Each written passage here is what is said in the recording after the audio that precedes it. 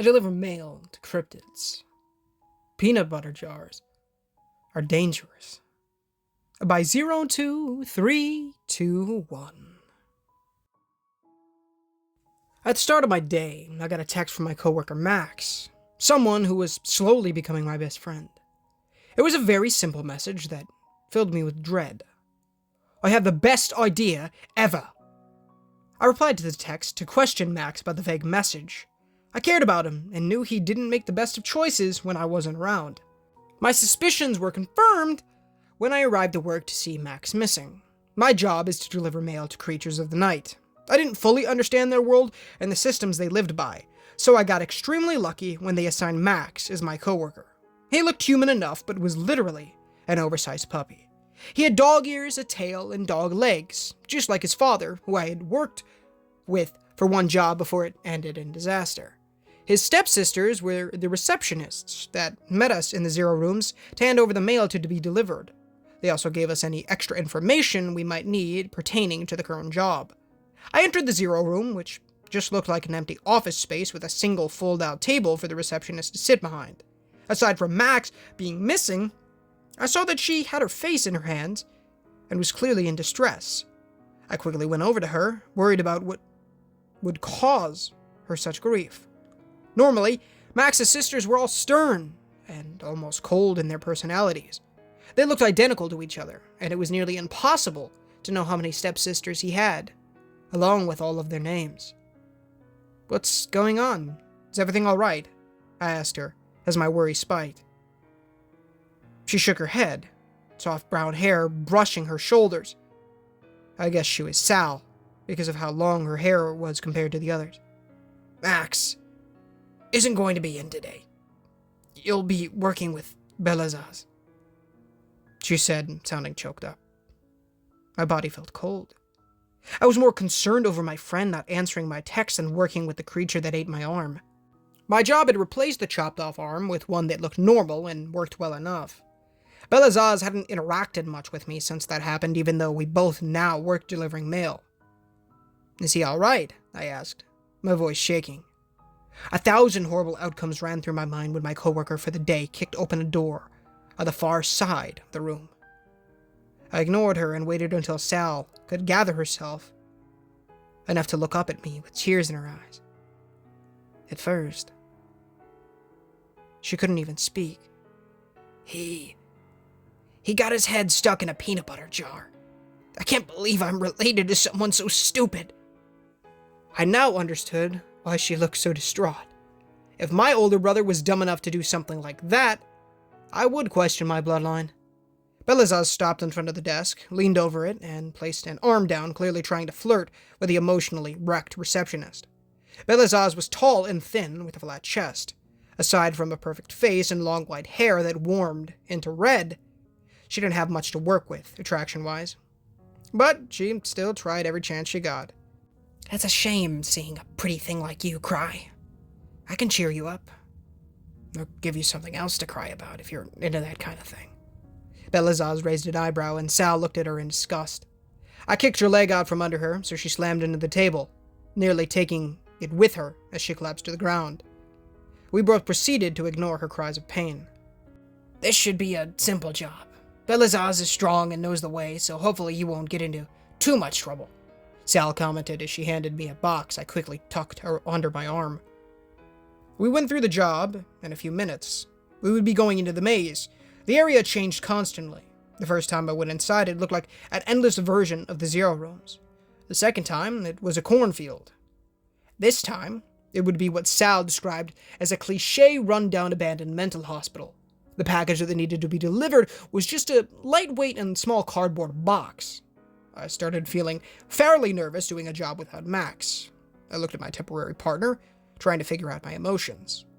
Belazaz nearly killed Max when we first met. She'd taken my arm in exchange for his life and eaten it. The fake arm I now had was because she agreed to work for the mail company for a year just to amuse herself. I might have gotten a basic false arm through work, but she worked her connections to get me a better one.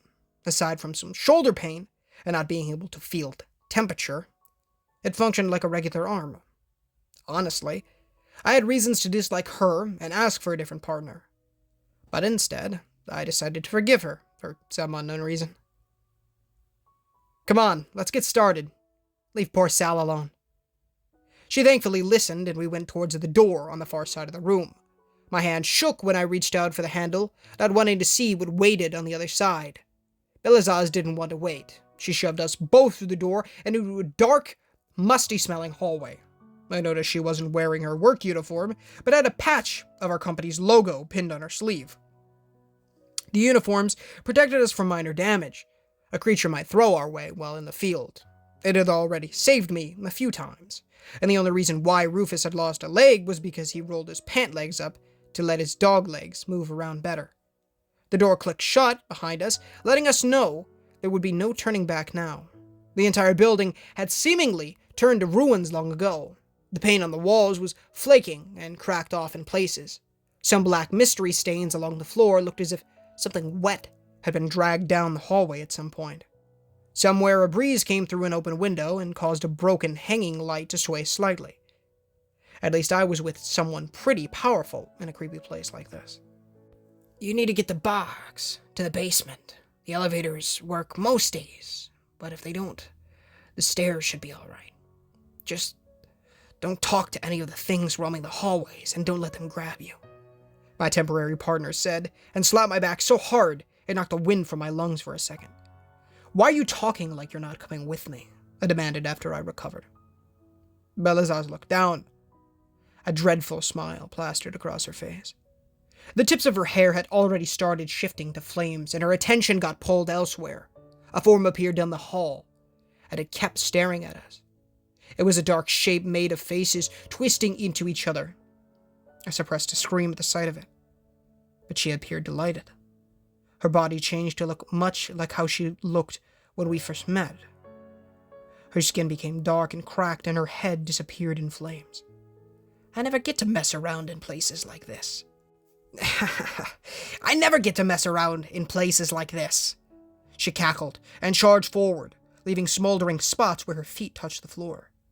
Both forms clashed together in an instant brawl. I don't know why I forgave her for anything. Belazaz only had one thing on her mind. Herself. She wanted to get stronger and show off the power she collected. Instead of doing her job, her goal for the day was to simply play around. More dark shapes came from the room, attracted by the noise. One got too close for comfort, and I took off running. I couldn't fight these creatures like my terrible partner. A while ago, I'd been given a sunlight by an overly friendly creature. It was meant to hurt other monsters who all mostly couldn't deal with powerful sunlight. Even Max could be hurt if I used it around him. Now, a good idea would be to carry that around at all times with a job like my own. But that sounded smart, and I wasn't very smart most days. I'd washed my uniforms that night and took the bulky flashlight-shaped weapon out of the pocket without grabbing it on the way out the door that day. I had no idea how I hadn't already died on jobs like this. I raced down the hallway, ducking between dark shapes, and toward the elevator doors. I pressed the rusty button and heard a faint chime signaling the elevator was coming. I jogged to the spot, clutching the box to my chest and praying whatever we were dropping off would be worth all of this. Flames from Belazaz's fight came down the hallway, and I could feel the heat from them. I needed to get away before she roasted me along with the rest of the building. Thankfully, the steel doors creaked open, but to my horror, someone was already inside. Black human shapes stood there, all facing the back of the elevator. I gasped in fear, and it caught their attention. One turned its head, showing its lack of a face. Something had ripped the entire thing off. Some only had their jaws ripped off, and others were only missing parts of their eyes. Each slowly started to stretch their blackened arms out, trying to reach me. The stairs it was, then. I frantically pressed the button to close the doors, and took off like a bullet towards the stairs. I slammed the stairway door, knowing something started to follow behind me. Without any way to lock the door, I ran down the stairs, taking two at a time when possible. Finally, my lungs and legs gave out, and I had to take a break. I huffed and puffed in the ruined stairway, praying that nothing caught up while I did so. I looked over the railing, trying to see how many floors I had left.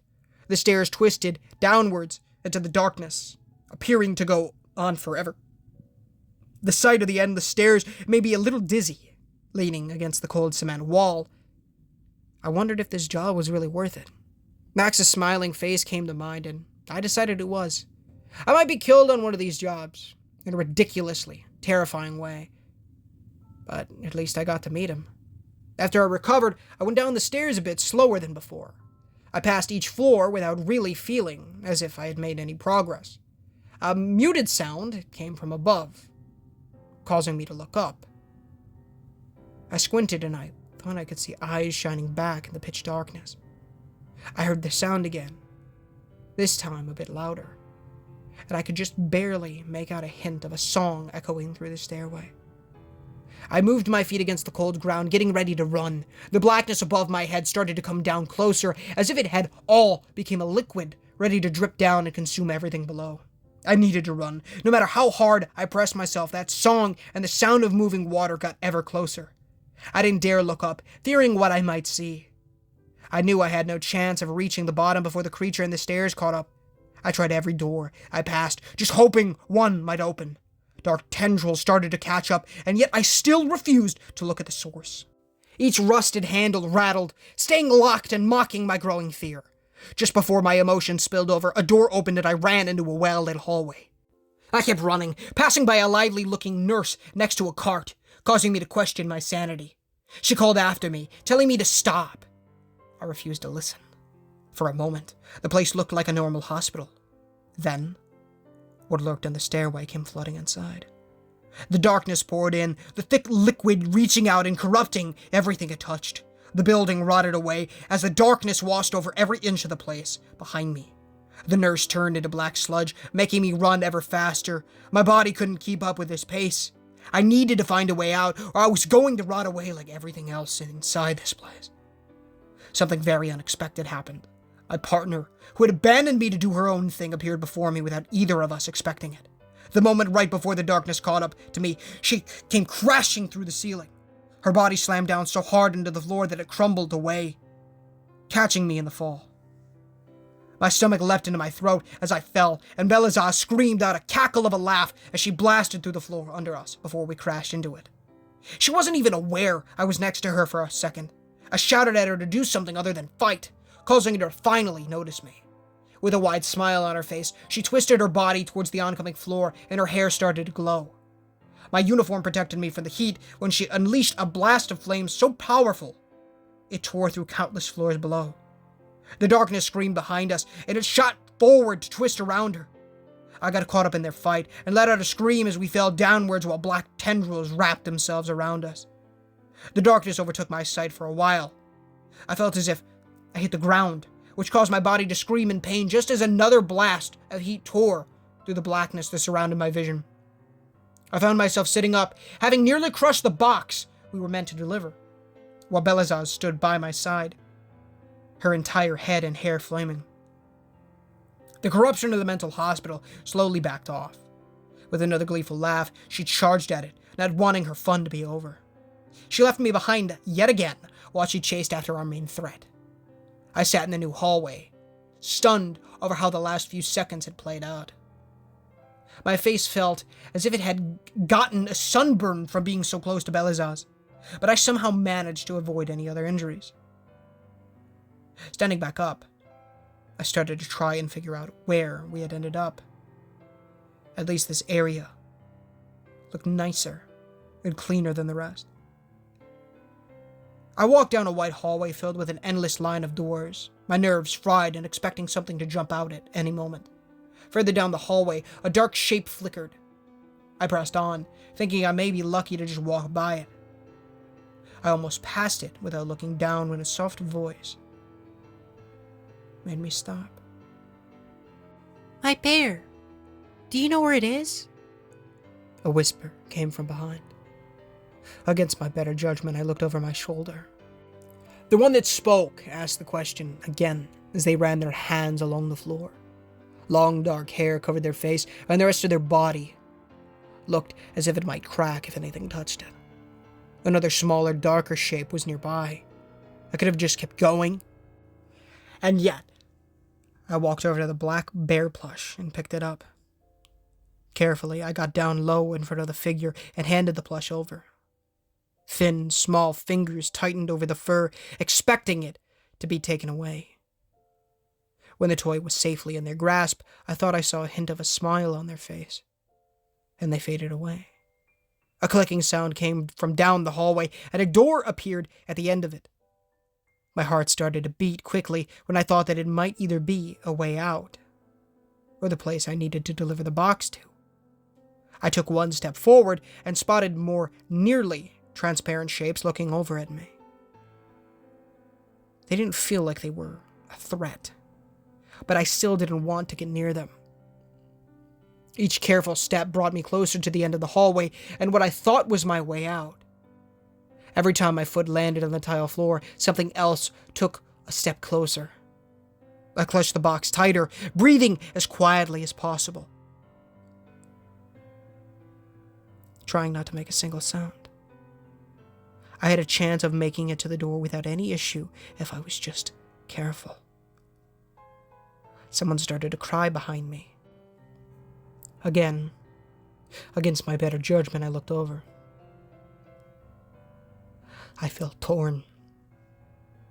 The door was so close, and yet I was unable to help myself.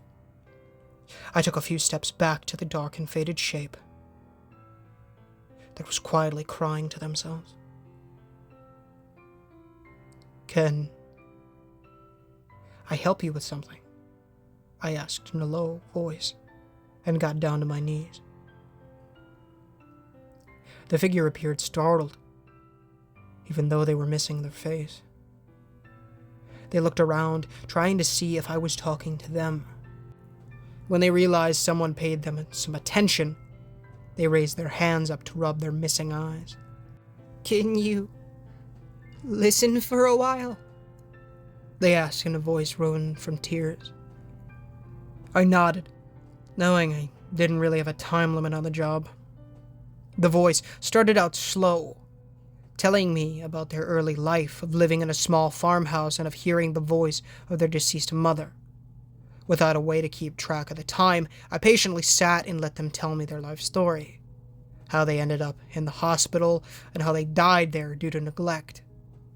I felt terrible for this poor person, and by the end of the story, I needed to rub my eyes, trying not to let my own tears show.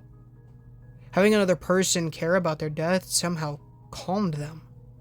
With a small, sad smile on a hint of a face that appeared, the figure faded, after placing a hand in my own and saying a soft thank you for listening. I needed to collect myself before getting back up. By the time I was ready to move again, more of those shapes of long-dead people were closing in. Some asked me to listen to their troubles.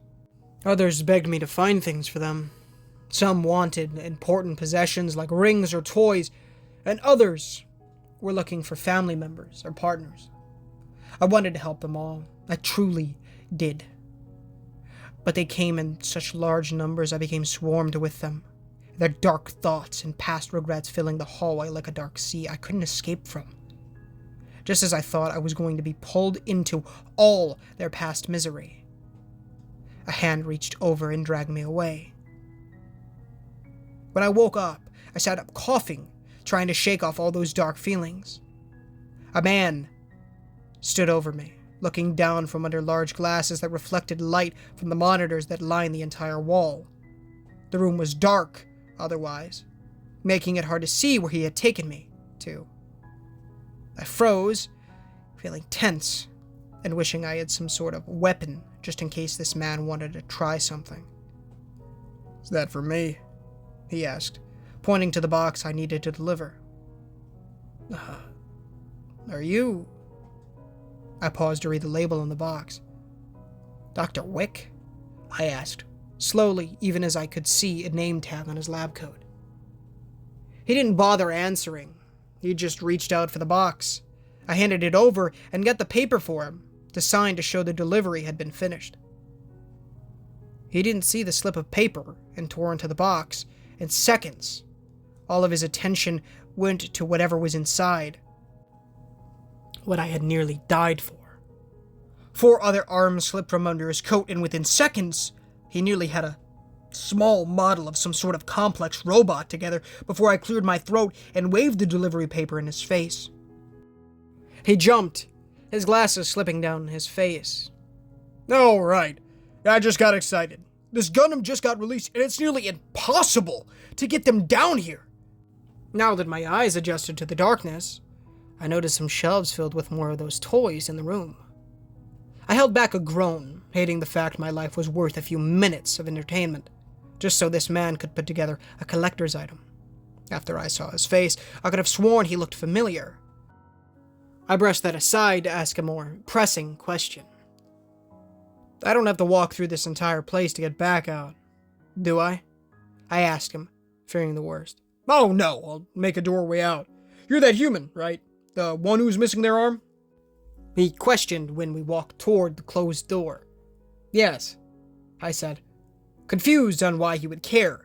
"I requested you because your doctor is my cousin. Could you bring this letter to Dr. Philo the next appointment you have?" he requested, as he pulled out an envelope for me to take. I did a double take at his face. Now that I looked harder, I could see the similarities. I never would have thought Dr. Philo had any family that weren't as serious as himself. At least now I hadn't just nearly died for a toy. I had nearly died for a toy and a letter, making the trip slightly better. "Also, I wanted you because you're human. I need to thank you for treating some of my patients so kindly. Most creatures dislike human spirits. This place isn't suited for creatures like your partner," Dr. Wick commented. I looked over to the monitors to spot Belazaz still fighting. At least, she was enjoying herself, but was this alright? Wasn't she hurting some human ghost trapped in this place? Sensing my question, the doctor kept speaking. "This place was never a real hospital. It was made to collect spirits and attempt to help them pass on. The corrupted ones need that darkness to be destroyed, which your partner is doing right now. The ones on the lower floors are more difficult.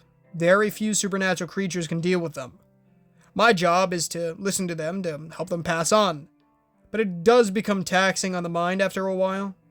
I needed an outlet to relax. You not only brought something I could take a short break with, but also laid to rest 2 spirits. So, thank you. I'll send a message to your supervisors saying how good of a job you did." He sounded worn out, but also as thankful as his words suggested. I felt a little embarrassed by his praise. As far as I could tell, no one had ever complimented me on a job before this one. I was just doing my job. "You really don't need to pass that along," I said honestly. He smiled again, making him look tired. He opened the door, and instead of the hospital hallway, I could see the Zero Room. I asked about Belazaz, but Dr. Wick said he would send her on her way after she wore herself out. She was doing a lot of his work for him, and he didn't feel like kicking her out just yet. He thanked me again, and I started to walk to the small receptionist table, feeling a little bit proud of myself. Sure, I was going to have major nightmares of that hospital the rest of my life, but I hadn't died after my partner ran off. Speaking of my partner, before I reached Sal to tell her about how the job went, someone tackled me into a tight hug. My mood brightened when I pulled away to see Max beaming and his tail wagging. "I'm so glad you made it out. It must have been scary on your own." His voice could barely be heard over his wagging tail. His neck had a bruised ring around it, and I really worried that he had come closer to death than I did that day. I took his cheeks in my hand to press them together and squish his face. The happiness of seeing him nearly overtook any disappointment over him being so stupid. "I can't believe you. Your head in a peanut butter jar? You made Sal cry. Why would your..." I wanted to scold him, asking what his father would think of his oldest child's behavior when a light coming from the ceiling stopped my words. We all looked up when a transposition circle appeared. I didn't know much about magic, or anything on how to use it, but I'd seen enough of these circles to know what they were. The glowing faded when a small shape came falling out of the circle into the carpeted ground. Sal started to get up from her chair, still in shock from the sight. A small brown dog with a different colored back leg fell to the ground on its side. A large jar of half-eaten peanut butter was firmly stuck over his head and around his neck. I honestly thought the poor thing was dead until one leg twitched. "Is that your dad?" I asked, unable to say anything else. Max and Sal became a blur of motion as they ran forward to rescue their father from the jar. She kept a hold of the small body as he pulled on the plastic jar, his clawed feet tearing into the carpet from the effort. They thankfully got the jar off, letting Rufus gasp in clean air. Then both of them pulled harder on him as he tried to stick his head back into the jar. For the first time since it happened, I felt a little less guilty that Rufus lost a leg while trying to save my life on our first job. Knowing this family, it was a matter of time before he lost a limb over something stupid. Defending a human just so happened to be the thing that got him first. While struggling to keep her father in dog form to stay still, Sal said I was free to go home. I thanked her and left the odd family in the 0 room, fully ready to forget this day ever happened. Hey guys, Ninja Gamer here, and thank you so much for listening to today's story. If you enjoyed, please feel free to leave a like on the video to get the Gospel and Appears feeds, as well as to help the channel innumerably, as well as please consider subscribing, as we are trying to hit 10,000 subs by the end of the day, and it would be a massive blessing with the Lord if you guys did so. Of course, if you haven't done so already, leave a question on screen right now, pin comment, description, please read it. Excuse me, it'll teach you how to go to heaven by repenting of your sins and trusting in the good Lord Jesus Christ with our hands on strength, as well as building that relationship with the Lord by reading the Holy Bible daily, praying daily, and evangelizing to people. It's great stuff. As always, this message is for you. It has no correlation with the story or the author, so please keep that in mind. I know there really weren't any freaking LGBT things in here. Obviously, I don't agree with that, but they're kind of, nah, I don't know. Anyways, just thought I'd say that. I don't know. Yeah. This is a great story, though. I loved it. I like Dr. Wick. Seems like a chill dude. Mr. Gundam fan. If you haven't seen Gurren Lagann, not associated with the story as well, or the author, but that's a great one. Anyways, please go give 02321 some love in the comments and in the description, as his channel or his Reddit page, as well as the original story link, are down there as well as go give Mew some love, his YouTube channel, and all the music are in there, not associated with.